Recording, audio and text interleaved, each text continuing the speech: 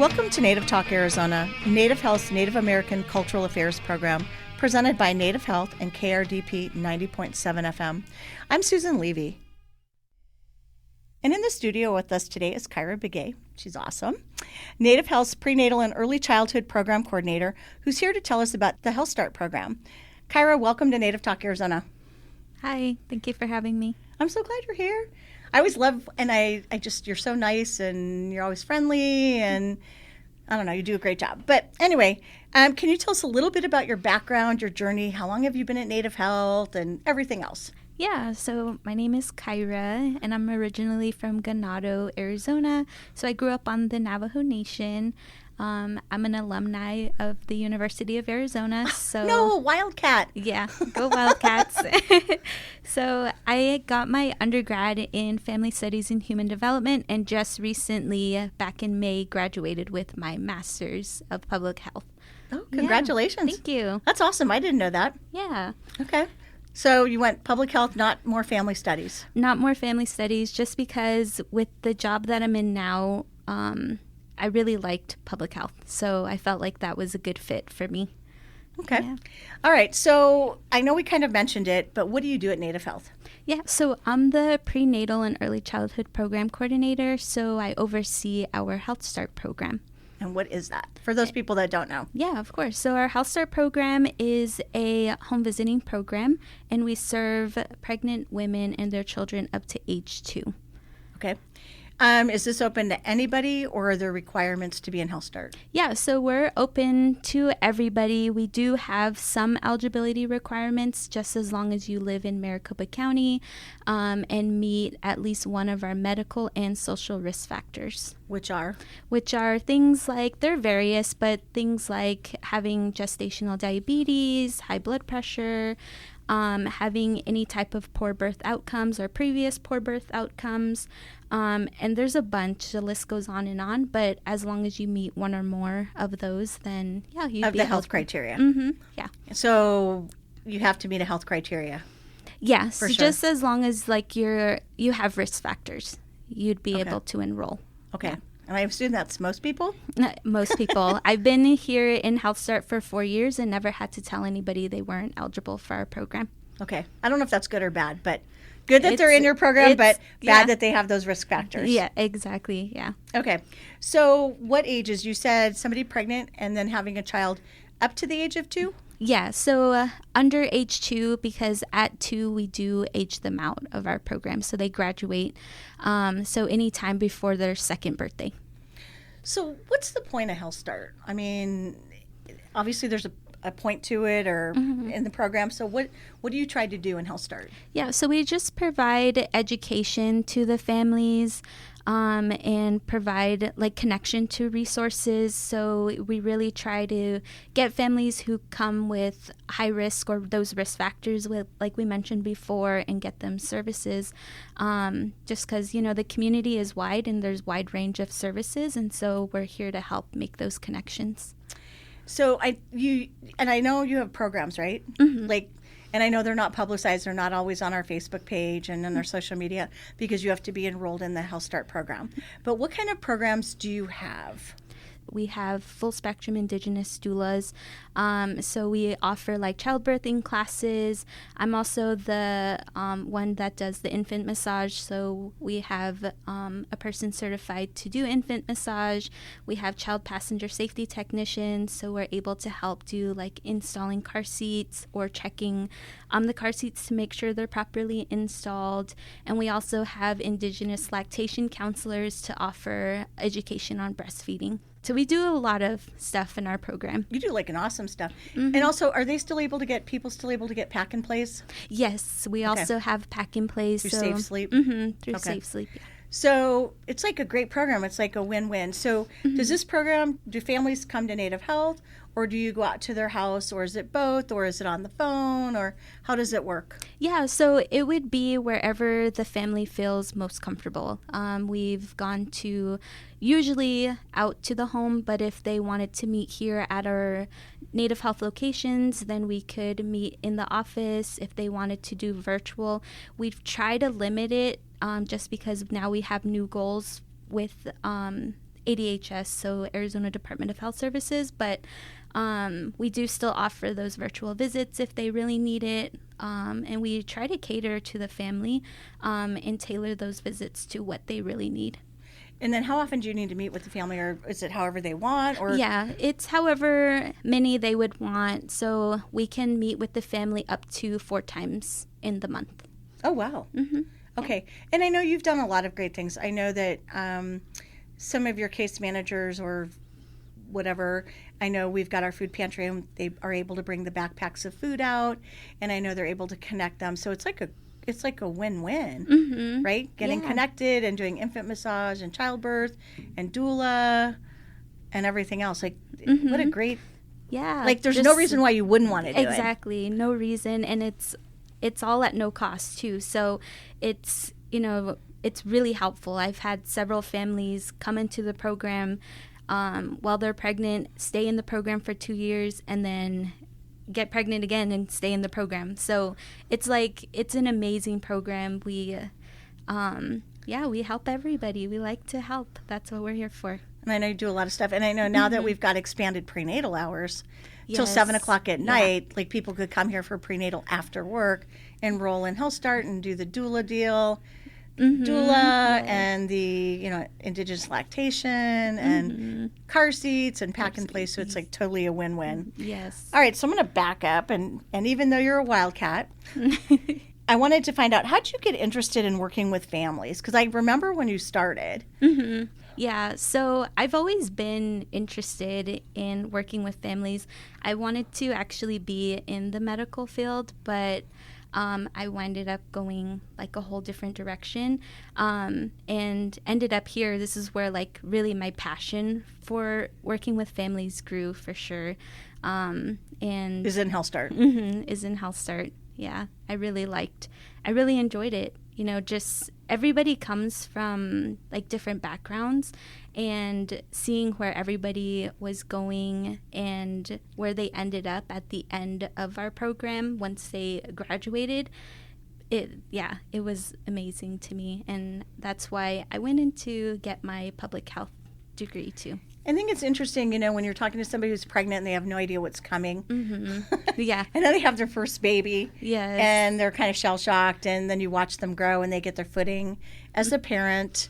And then they have a 2-year-old. And it's a lot of changes that happen in that 2.5 years, depending on when you meet them. Yes. And that's a big deal.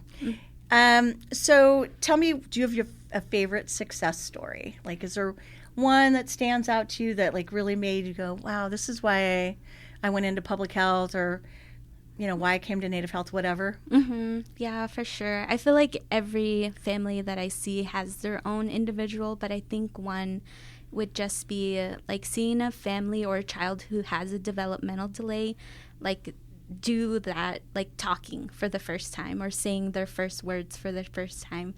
And you're there actually witnessing it and just celebrating like those moments with the parent is just like, so it brings me joy for sure. Yeah. Aww. That's why you're so good in Health Start. All right. So what does Health Start have planned coming up? So we're getting close to the fall, hopefully. Yeah. What kind of classes do you have, or what are you thinking is going to happen this fall? So this fall, we're definitely, so for next month for sure, I know we're going to have a baby safety class because we're going to be recognizing Baby Safety Month. September is Baby Safety Month. We're also going to do a healthy aging awareness class, and then we're going to be doing like a family fitness class. So we're thinking of like doing like a little obstacle course. We've done it before and the kids loved it. And then, of course, we have our open house, so we'll be there providing program information. And then we even have our cookies and cocoa event coming up for our home visiting families, and that's also something to look forward to. Like the one of the most popular ones. Yeah. Mm-hmm. Yep. And then we'll be, of course, doing our turkey giveaway that we do every year as well. Yeah. All right, so question for you. So you were talking about Baby Safety Month. I'm going to throw this question at you. Off the top of your head, give me 3 child safety techniques or things to do. Okay. So for sure, covering the outlets and then making sure that there are no choking hazards like on the floor. If it fits inside a toilet paper roll, like the core, then it's a choking hazard. So that is true. Mm-hmm. Yeah. Okay. And then emptying out the water. So any mop water, dog bowls, things like that. The tub, the toilet can also be a safety hazard. So making sure those are closed too. Buckets. Mm-hmm. Yeah, buckets of water. Okay, and then what about any water safety techniques for... So, Kaira, do you have any really good water safety tips? Yeah, we recently got trained in water safety through Phoenix Children's Hospital. So some of the tips that they offered to us were making sure at the pool specifically, or if the child's in the bathtub, making sure you have somebody designated as a water watcher. So that person would be, of course, an adult. And not on their cell phone, making sure everybody is good while they're playing in the water. And then another one would be buying the safety vests. So it wouldn't be like the floaters, the little floaties they put on the arms. It would be an actual vest that they put on. And then I would say wearing sunscreen if you're going to be outside at the pool. So it is really important in Arizona, especially. I think we have the highest, unfortunately, drowning rate. Mm-hmm. But I think it's true. You know, you have designated water watchers, and then you see people on their phones. Mm-hmm. And what is the old adage? It only takes a few seconds. And if you're not paying attention and you're scrolling on Instagram or whatever, it's looking at TikTok, it can happen really quickly. And you really should put your phone away and watch the children. Mm-hmm. Sunscreen, obviously, and then floaties. I did not know that the vest actually keeps them upright, correct? Yes. So that they can't get their head in the water? Yeah, so it teaches them how to swim better. So like the floaties, they're just using their legs. But with the vest, they're using their legs and their arms. So they're learning how to swim properly. Cool. I did not know that. All right. So does Health Start available at all Native Health locations if they wanted to come to the clinic and have a visit there rather than at their home or whatever works for them? Is it at our central location, our Mesa location, and our Dunlap location? Yeah, so we can meet at any of the 3 locations that we have. Of course, we're at our Mesa location, but we definitely can meet the family wherever they feel comfortable. I've met families at Starbucks. I met them at a public library. So wherever they would want to meet, if they're not comfortable meeting at the home, we'll definitely do that. I remember I was going to ask you about the Starbucks in the library. Mm-hmm. I remember when you went out there and did that. Do you get a lot of families that do that? Are they just... No, surprisingly not. Yeah, a lot of them feel comfortable enough for us to come to their home. But when we do, it's very rare. Yeah. Okay. And then how can somebody enroll into Health Start? Do they just call you? How does that work? Yeah, they can call me or email, whichever works for me. Or they can even stop by our Mesa office and speak to one of our community health workers or myself. We have Adrienne Begay, Morgan Farley, and Stephanie Trujillo. Stephanie is actually our bilingual community health worker, so she's able to take Spanish-speaking clients too. But yeah, you can come visit us at our Mesa location, or you can call or email me. All right, Kaira, I got a couple more questions because we're almost out of time. What is the biggest issue parents have when they call you for Health Start? Is it like getting their child to sleep through the night? Is it breastfeeding? Is it spitting up? Is it, I don't know, developmental? Yeah, I think a lot of it would be definitely the developmental part of it, just not knowing what type of milestones they should be at that point. So like we'll have maybe, let's say, 8-month-old mom will ask like, why isn't my child walking? Or, it's just, just reassuring them like it'll take time. And so I think the questions would be definitely more developmental questions that we get. I know I had somebody ask me recently about that when we were talking about it, and I said, you know what, your child's going to go to high school walking. So they might not do it when they're 10 months old or 12 months old or 16 months old, but they're going to walk by the time they get to high school. So, All right, so finally, how can our listeners learn more about Native Health's Health Start, and how can they contact you? So they can contact me through my phone, which is 602-279-5262, extension 23005, or through email. Our information is also found on Native Health website too. At www.nativehealthphoenix, all spelled out, .org. Kaira, it's always a pleasure. I always learn so much from you, and you are so sweet, and I know the families love you. So thanks for coming on. Thank you for having me. Up next on Native Talk Arizona, we'll learn about the Heard Museum with Lucia Lee Laughlin and Patty Telehongva.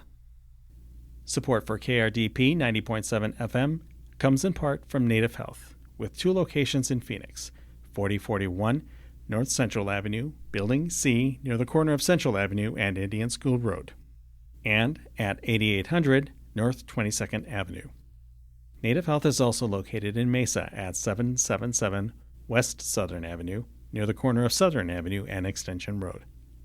Native Health provides primary medical, dental, behavioral health, WIC, and wellness services for the urban Native American community.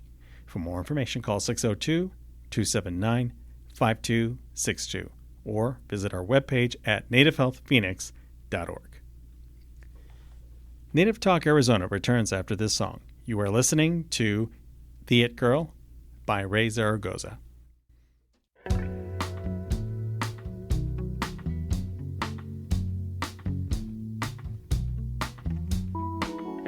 I could tell I was living in a world that wasn't made for brown-skinned girls. Just you wait, it'll be your turn. And in the mirror I would say to her, I could be the it girl, can't you see? I could be the face on the magazine. Paint me like a debutante, your prom queen. Pretty little it girl, yeah, that's me.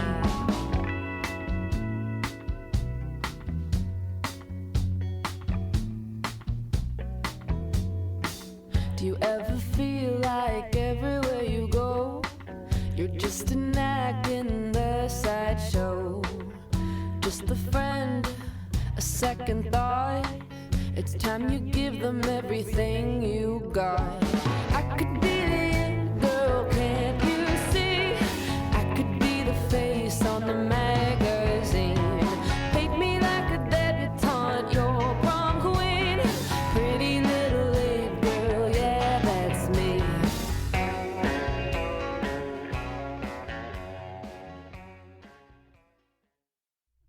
Welcome back to Native Talk Arizona, Native Health's Native American Cultural Affairs program, presented by Native Health and KRDP 90.7 FM. I'm Susan Levy. The Heard Museum is a private, not-for-profit museum in Phoenix dedicated to the advancement of American Indian art. It presents the stories of American Indian people from a first-person perspective, as well as exhibitions of traditional and contemporary art by American Indian artists and artists influenced by American Indian art. In the studio today to tell us more are Lucia Lee Laughlin and Patty Telehongva.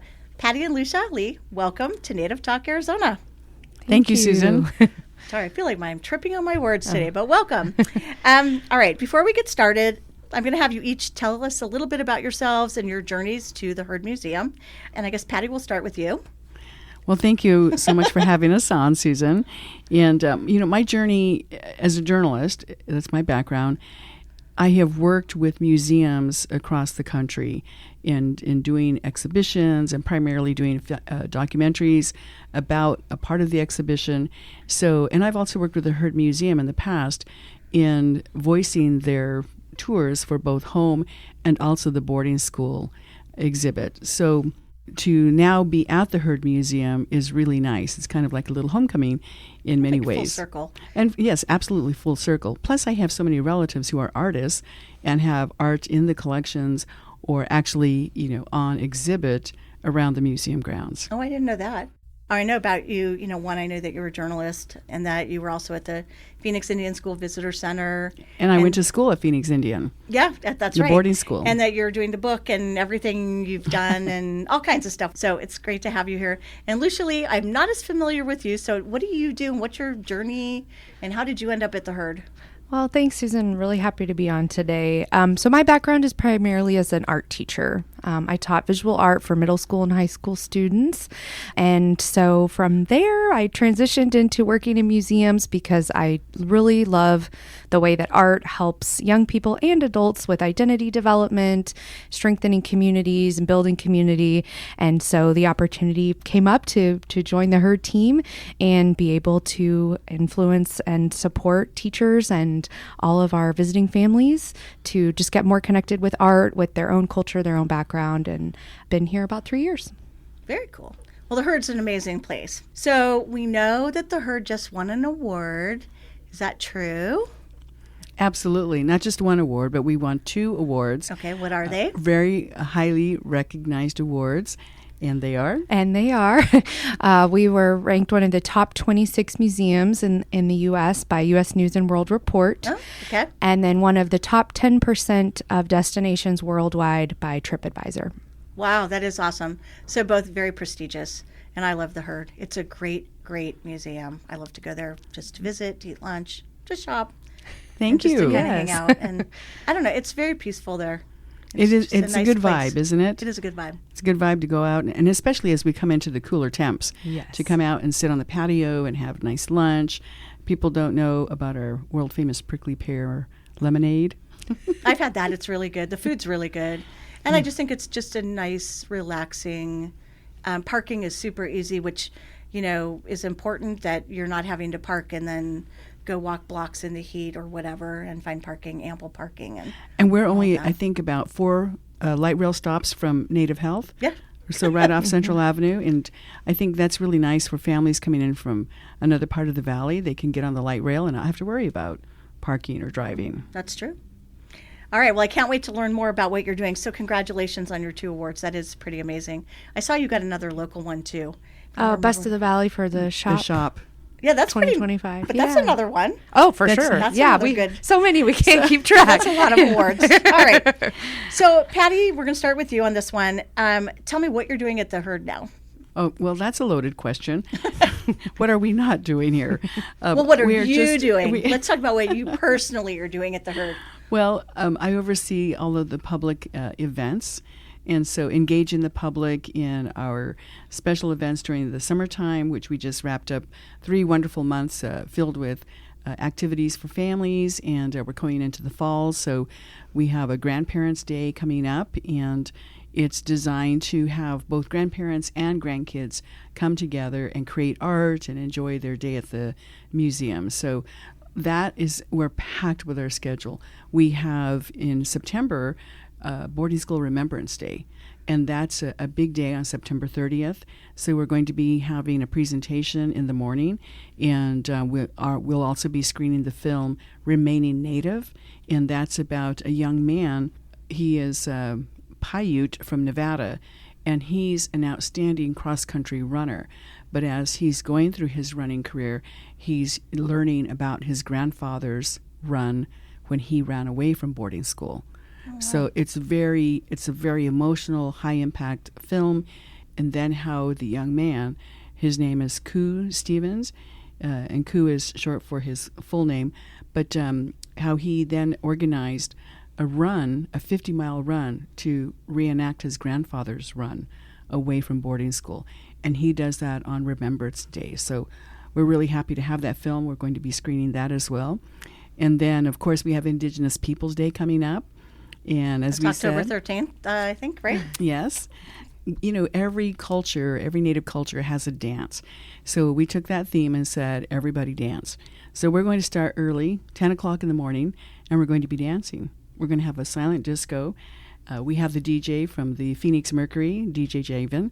She'll be there spinning some sounds as well as some other Native DJs. Yeah, we'll have DJ Reflection and also Iwa. Oh, yeah. Very popular. We've done some work with him. He's awesome. Yeah. Yes. He's We're like really a teddy bear. excited. He's very Yes, cool. yes. All right, so I'm going to back up for a second. So on September 30th, so Boarding School Remembrance Day, also known as Orange Shirt Day, right? Yes, which started in Canada, but it has spread to the U.S., and now organizations like the National Congress of American Indians marks that day, and people wear orange and support of just remembering the students who never made it home from boarding school.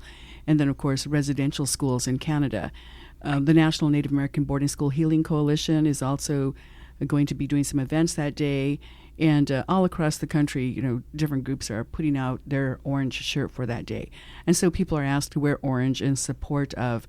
And if you don't have an orange shirt, maybe orange jewelry or something, we're going to be making some buttons so people can wear the button when they come to our event. So that'll be on Tuesday, September 30th. Yes. And do you happen to know what time is that event? So on the 30th, we are going to be, first 10 o'clock in the morning, we're going to have people come to the Heard Museum. We have a very original, unique, and I believe still one of the most in-depth exhibits on boarding schools. So we want people to go through the exhibit to refresh their memory or maybe introduce them to this whole topic. And so that will be from 10-ish to a little after 11. And then we'll do a panel presentation. It'll be myself and Elena Celestia from the Phoenix Indian School Visitor Center. And Dr. Ann Marshall will be moderating that, and she's the Director of Research at the Heard Museum. So she'll be guiding that conversation. And then, again, this film screening of Remaining Native will happen. So it'll be a full day, and we invite everybody out. Okay, and then you said on October 13th, which is Indigenous Peoples Day, which is Monday, October 13th, starting at 10 o'clock at the Heard as well, right? And is that going all day? Yes. Usually, okay, we'll bounce to you. Sure. So the museum will be open from 10 to 4. Our programming will focus in on those hours of 11 to 3. Okay. So we will have the silent disco, as Patty was mentioning. We'll also have chair Zumba, which we're super excited for. And what dance contest are we having, Patty? We're going to have a waila. So all you chicken scratch dancers, come on out because we are going to have a little contest there with Gertie. And she's the from Tono Otam, Yep. Gertie and the Boys, and everybody loves Gertie and her music. So come on out and dance around. Yeah. So I'm assuming all this information, if people miss this on the podcast or the radio show, that they're going to actually be able to find it either on your social media or on your website, right? Heard.org. Okay. All right. And then you go to Experience. Under Experience. The drop down menu, and then from there you go to Events, and you'll see all of our events that are listed. You guys do such great things. You've got First Fridays, and you have all kinds of. You've got creative aging, which I know we're going to talk about in a couple of minutes. You have such great, fun events, and I know people absolutely love them. And we post them, and they fill, and people love what you do. All right, so now I asked you a little bit what you were doing at the museum, but I didn't ask you, Lucia Lee, what do you do at the? You told me a little bit. So you were an art teacher, and so how long? And you said you've been there for 3 years. Yes. And you love it. Yes. So I work, of course, along with Patty on our programs for the public, which include, everything from hoop dance, our biggest event, down to our art cart, our school tours. So I'm really on the education side of things, and also youth and family programs. So anything for who we call our herdlings, which is our youth and family brand extension. And we love that name because it makes you think of saplings or ducklings. And so we see our herdlings as our growing appreciators of art, and specifically American Indian art and culture. And so I also get to work on our herdlings programs, which are a lot of fun. That's very cool. Well, that's your art background Yeah. as an art teacher. Yep. And we have an animal guide, and his name is Archie, and he's a jackrabbit. Yes. So you want to talk a little bit about Archie and his fun presence at the museum? Sure, yeah. Archie's sort of like our Welberto. Yes. Which, Good comparison. they're great friends, I'm sure. Yeah. So Archie's our animal guide because our herdlings kind of target age ranges 5 to 10. And so some kids are still kind of learning to read at that point, right? Yep. Instead of reading to learn. And so we wanted to make sure that there was a visual cue, that they would also know that they found a kid's activation. So Archie appears in different exhibitions where we have kids activations. So anytime you're at the museum, along with young people or the inner herdling in all of us, look out for Archie around the museum. Right now you can find him in our Bob Houses exhibition, also our hoop dance exhibition, and a few other places, and of course our family activity room. So it's a lot of fun. Have you seen our family activity room? Have you played in our family No, activity room? I don't think so. I think I go pretty often, but I don't think I've Have you played with the light bright wall? No. You need to come. Okay, then I do need to You come. need to come and experience that because it is so much fun. And I love when I see the kids in there playing, but then I see the parents, the adult, as equally engaged as the child is. And we have a large basket. People think it's a pottery, but it's a basket. And you can take dry erase markers and add to the design on that. Oh, that's very cool. So it's a lot of fun. So, yes. And see, that's why you guys have just won all these awards. Well, we're trying. Yeah. I don't know. That's pretty impressive. Well, we have a great staff at the Heard Museum, and a lot of creative people and a lot of engaged people with looking at the exhibits and how people access the museum. And one thing I think people don't realize is that we really try to make sure that the museum is accessible to everyone. So if you have a hyperactive child or somebody who needs a little bit more how would you put it, Lucia Lee? Yeah, I would say like if you have like a neurodivergent child or someone in your family, we have a few different resources you can check out at the admissions desk. So we have noise canceling headphones, we have fidgets, we have sensory lap blankets, weighted timers, weighted lap blankets, just things that will help. Some of us thrive with a lot of sensory input, and some of us do better without as much of that. So we just want to make sure everybody has those options. And we also have color adjusting glasses for red-green color blindness to also help just make sure you can see the art and enjoy it. That's cool. And then at all of our family activity events, we always put aside a room, like a quiet room. So if a child is a little overstimulated, it's a place where they can go and just have some calmness. And there's still activities in there, books. It's just really a wonderful environment just to escape the excitement, settle down, and then come back out and continue to enjoy. Wow, I never would have thought of that. That's why I'm not at the museum. So, so let's talk about, the Heard Museum is obviously this world destination. And people come, when I've met people traveling from other countries, and, I always say, what are you going to do in Phoenix? And the Heard is always at the very top of everybody's list. But why should, in both of your opinions, why should people that are local want to go to the museum? I know this was not one of the questions, but I'm always curious. I live in Phoenix, born and raised here. For those of us that live here, should we go? Why should we go? How often should we go? Or should it just be that I tell my friends and family that fly in, hey, let's go to the Heard? I know First Fridays is fun. Patty, what's your take on that? And then Lucia Lee, why should we do that? Well, I think it's like human nature. When something is so convenient to us, we kind of take it for granted. Yeah. Like even the Grand Canyon. Right, that's what I was going to say. Like, so why do you go to the Grand Canyon? You live here, so meh. Yes, we just, there's so many people who, even Arizonans, born and raised here, who've never been to the Grand Canyon. Like my children. And yes. Oh no. One of them, not the others. We need to fix that. And the same thing with the Heard Museum. And yet we know by our guests who come in that people come in from around the world to see our exhibits, to come and experience and learn from home, the 22 tribal nations that are in Arizona, from the Bob Houses exhibit.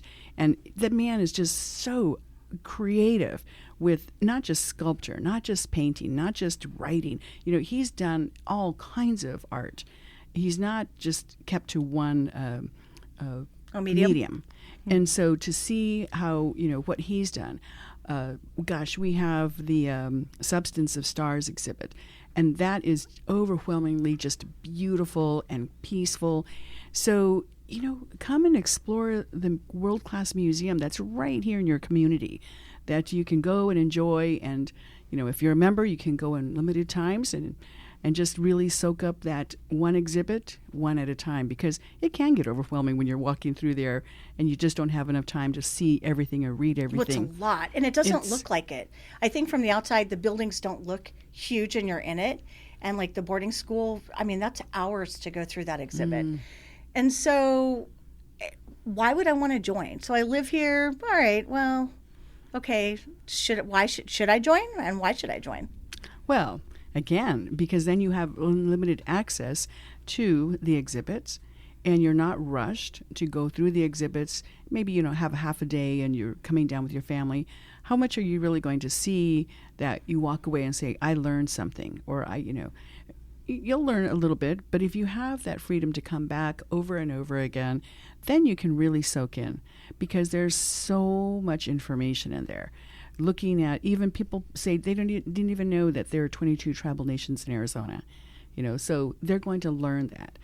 We have an exhibit with Plains Indian dolls. Yeah, majestic figures. Majestic figures. It is gorgeous. The detail on these dolls, and some of them have horses, or some of them are sitting on chairs, is just incredible to see how that artist put together. And to really appreciate that, to read about it, to see historic photos on the wall, and then to see the dolls that kind of bring it to life in a different form. It's wonderful. So yes, again, it's a world-class museum, and it's right here in your backyard. Yeah. So how long are or your front yard? How long are the exhibits? Do they stay? I know some stay we for... We have two permanent exhibits. One is home, and the other one is away from home, which is the boarding school exhibit.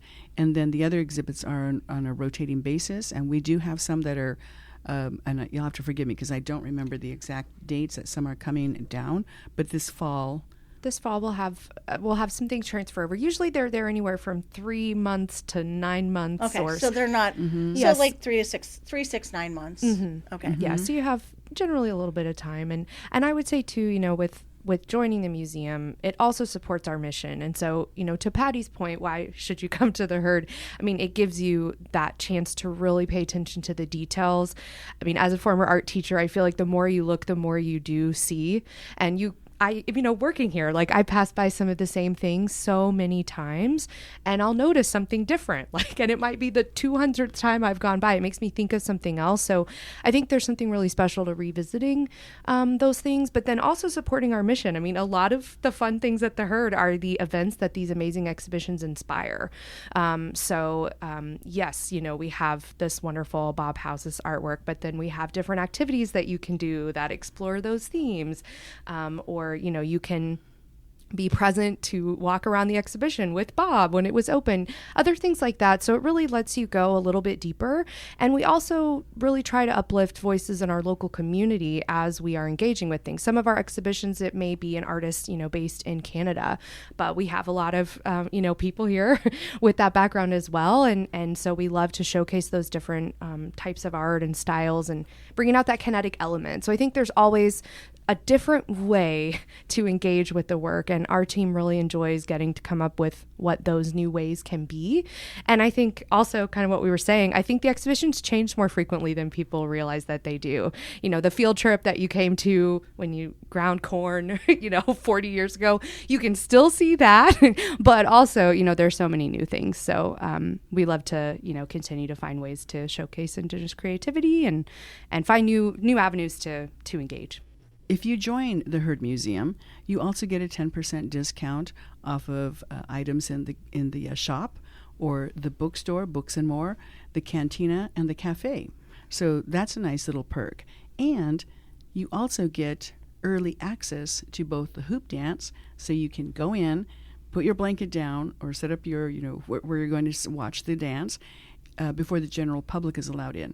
And the same thing for the Herd Fair and Market, which happens the first weekend of March. So I think that's a good point, is because, if you've got tribal ID or CIB, there's no cost to get in. So it's obviously you want to go and support the mission and all the work that you all do and elevating voices and artists and different programs locally and throughout the country and North America. So super important. I think it's a great museum. I want to ask, you've got the creative aging classes, and I know those have been super popular. So what's the scoop on that? Like, who's it for? I'm assuming this is by a funder, right? Like somebody's got an interest in creative aging. Is that correct? Oh, absolutely. And it's a nationwide it is effort, And I love the creative aging qualifications. You have to be 55 or better. And better. Oh, and better. And better. All right. Oh, we got to say that again. You can't be better if you're under 55. Okay. All right. 55 and better. Okay. So these are done throughout the country. Is there like a specific funder that does these like throughout the country? So Ian Michelson Philanthropies and Ellen Michelson, who leads that, have really been champions for this work nationwide, and who initially really supported the herd in getting started with this, and which we've done for quite a while. But it's really about, creativity and learning. Those don't stop, and we want to make sure that there are opportunities for everyone to continue to exercise those skills and grow those skills. I will tell you, the people that I know that have done those classes, oh my God, people have texted me their photos and emailed me, and they are so proud. And they're I guess then there was a compilation of something that they had done recently, and I wasn't here, and she's like, could you come and be my guest and see it? It's a one-day thing, but so proud of what they've done. And I just think that's such an amazing thing. I don't see anything else like that in town, where people have the opportunity to go and do these things for free. We had a little bit when we had some money at Native Health, but that funding source has dried up, and I think that's just so important. It really was. When at the end of the classes, we had a one-day event where we recognized what the students produced, and one of the classes was tufa casting, and that's difficult. So to see what they were able to do, how they produced art, whether it was a pendant, whether it was some kind of Like a medallion, any kind of thing. Tufa casting is difficult, and then to see them feel so successful and showing off their art was amazing. The other workshop was doll making, and oh my gosh, the little expressions on these dolls, their faces, just how their body, their arms were positioned, all of it added to just what that doll represented. And I remember one woman in particular, I asked her, what was the hardest part about making this doll? And mind you, they're making the entire doll, plus what, clothing that the doll is dressed in. And she said, stuffing her head. I'm like, I would never have guessed that. But apparently she stuffed it and it was too lumpy. And so she stuffed it some more, and then the seam broke, so she had to make another head.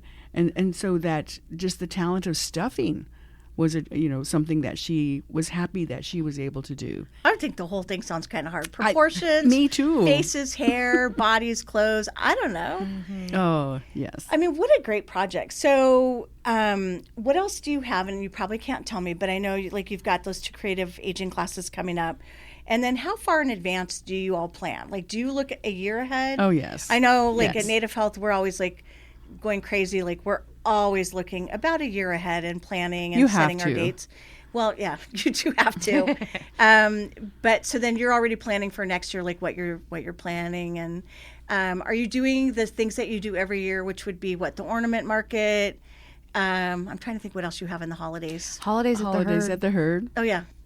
Yeah, we are planning for that. We're looking forward to that. We're wrapping up kind of our final guest list, but we'll have Chicheno Spirit dance group. Oh yeah, Chris. With Chris, and yep. Also we'll have Aaron White back again playing in the courtyard, and we're super excited. Eric Hernandez, who anyone who comes to our Hoop Dance Championship will have seen him dance.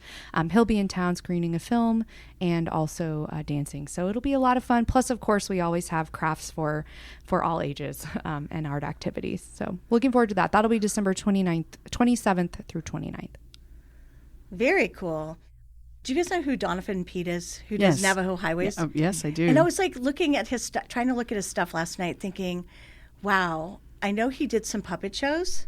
That's another, kids love puppets. Yeah. Whether they're hand puppets, when you were talking about the heads and the dolls, so I was thinking puppets, heads. Anyway, okay. There's no end to creative ideas. That's the fun part. Yeah, that's the fun part of the job. It's wow, what if we could do this or that?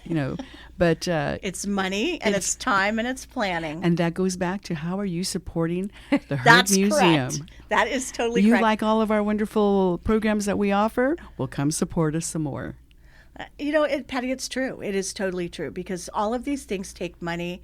And I think in this day and age when a lot of people are facing funding cuts and people are tightening their belts, you've got to support the institutions that are important. Mm-hmm. And for families too, so teach your children. It's teach your children. When you bring them to the museum, it's not foreign anymore to them. It's something that they learn to do, and then they carry that on. But also, I mean, we'll just put it out there. Hey, come use our AC.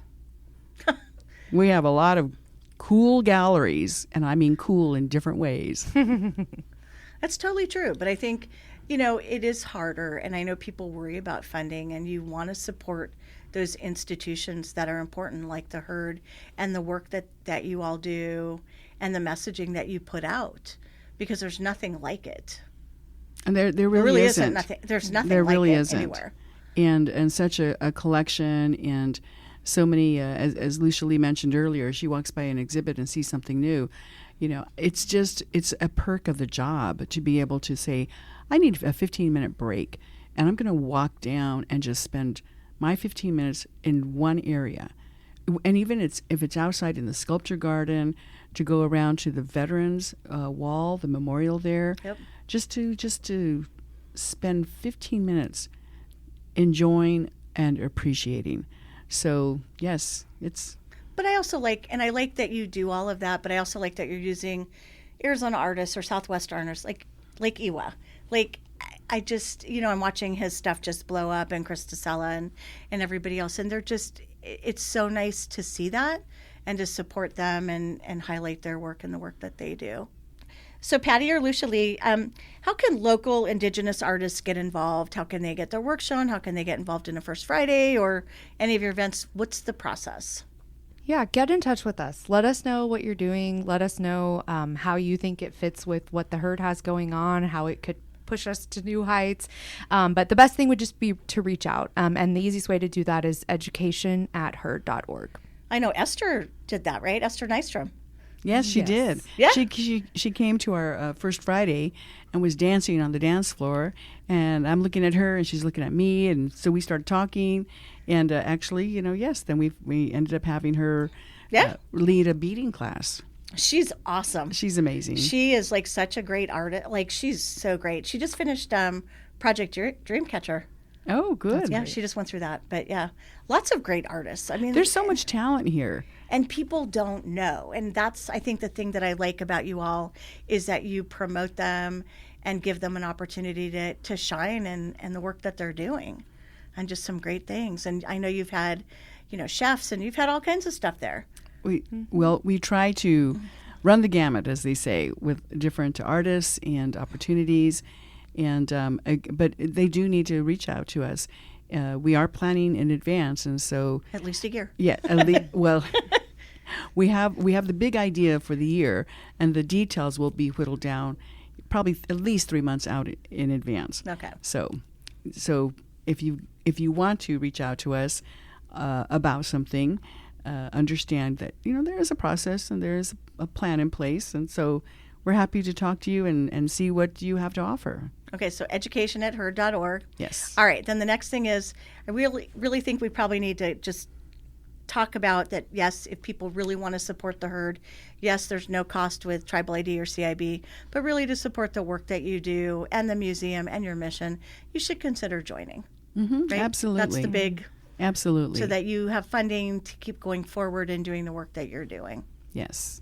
And for Native people, that membership is half price. All right. So finally, since we're pretty much at the end of our time, which it's been a pleasure. I always love seeing you, Patty, and meeting you, Lucia Lee. It's been really fun.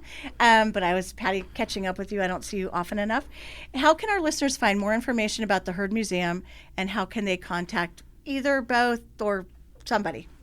Well, so visit our website, herd.org. The Herd or just Herd? Herd Museum, Herd, HEARD .org. .org. Okay. And then, just explore it, because there's so much on that website.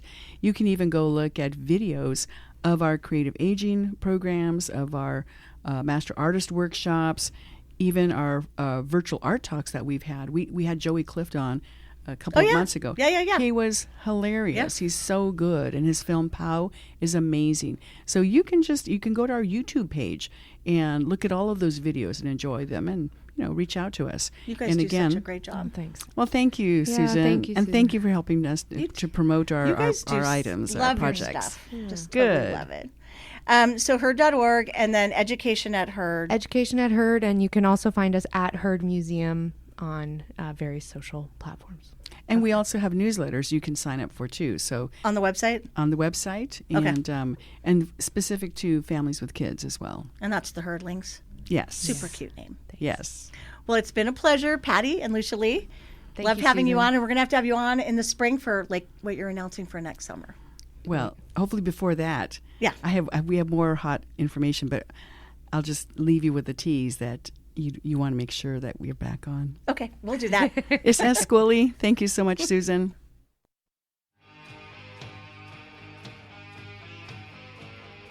Thank you for listening to Native Talk Arizona, presented by Native Health and 90.7 FM KRDP. Our executive producer is Susan Levy. Sound engineer is Javier Quiroga.